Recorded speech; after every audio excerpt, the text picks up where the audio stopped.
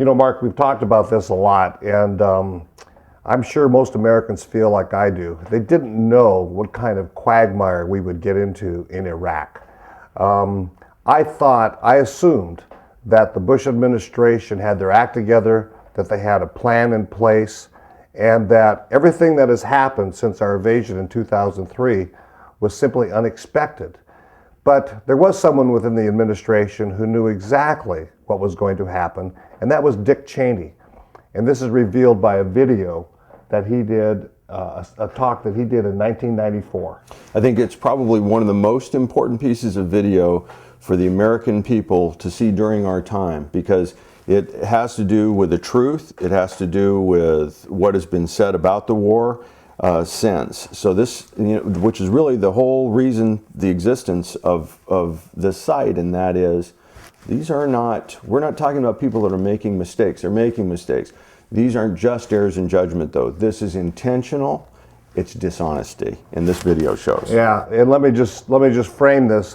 This was in 1994, and Dick Cheney is being questioned about whether it was the proper decision for George Bush Sr. not to invade Baghdad and unseat Saddam Hussein. And here's what Dick Cheney had to say about that.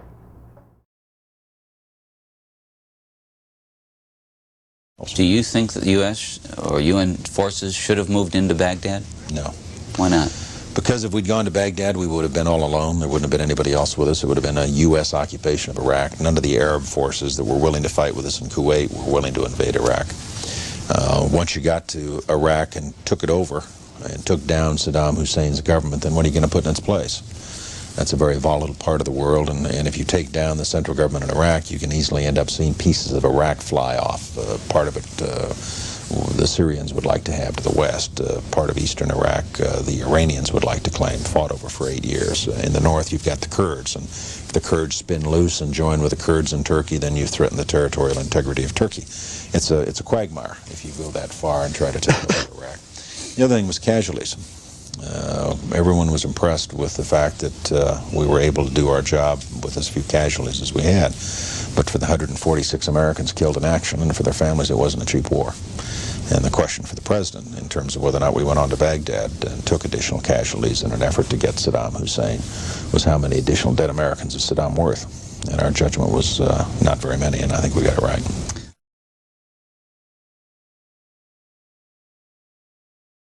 And our thanks to Grand Theft Country for digging that up. That is just such an important piece for Americans to see. You know, this was also part of the Powell Doctrine, that idea, you break it, you own it. There are some people that compared it to the Pottery Barn, but you know, they had it right, they knew that they had it right.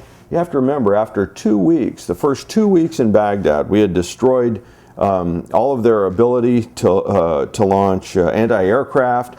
We had crushed what few planes they had. We destroyed all the tanks were in hiding.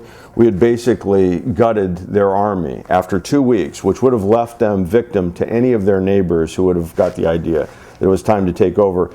And instead, we stayed with this idea that we're going to fix their bridges, fix everything else, and now nothing has been fixed. Consider what Dick Cheney said in 1994. The U.S. would be all alone. We wouldn't have another government to replace Saddam Hussein. We would be in a quagmire. American lives would be lost.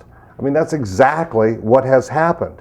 And he knew what would happen, and therefore George Bush and the rest of the administration knew what would happen. So what was it that occurred between 1994 and 2003 that made Dick Cheney think it was worth it to go in and topple Saddam Hussein?